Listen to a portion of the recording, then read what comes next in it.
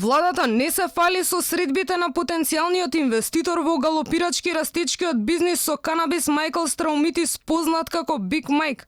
Но наспроти молкот на владата, чии функционери никогаш не забораваат да посочат оти биле транспарентни, видео на кое се прикажани премиерот Заев и министерот Филипче на маса со кралот на канабисот, како што самиот се нарекува, на Инстаграм објави Биг Майк.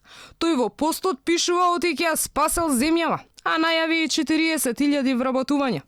Канабисот може да биде долго очекуваната шанса за оваа земја. Со околу 40.000 нови вработувања по легализацијата, ова е навистина голема можност за земјата ако тоа се направи онака како што треба. Затоа разговарав директно со премиерот за фер лиценцирање на канабисот, ама и за креирање на чист пат до европскиот пазар. На прашање на Алфа, зошто владата решила да молчи за ваквите средби, премиерот Заев се правда. Посочи оти штом дозволил да го снимаат, очекувал дека некаде ќе биде објавено. Но зарем јавноста треба да дознава за инвестиции однадвор.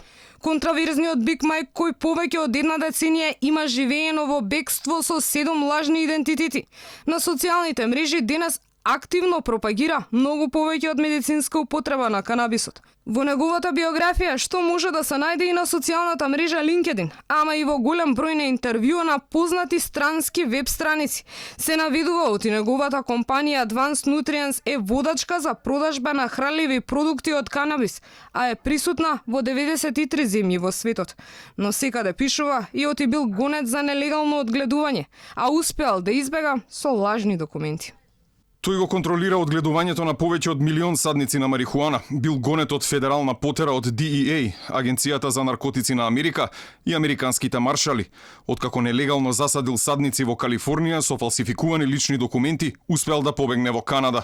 Скоро една деценија живеел под неколку различни идентитети. Донел повеќе од 50 првокласни вида на марихуана во светот. Биг Майк не им е непознат на македонските фирми што произведуваат канабис. Дел од нив дури купуваат ѓубриво, токму од неговата фирма. И јас ги користам неговите минерални ѓубрива са број 1 во светот. Не во Европа, во светот са број 1.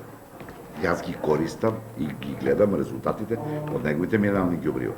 А знам дека одгледуваат на големи површини.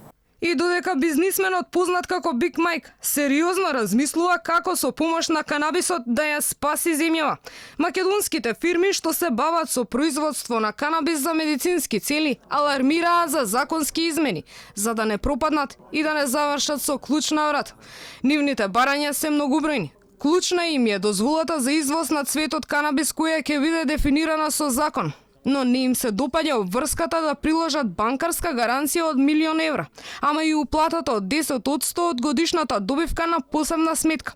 Ова се само дел од забелишките што јавно ги споделија од Сдруженијето МакКанабис во однос на предлог законот за одгледување канабис за медицински цели.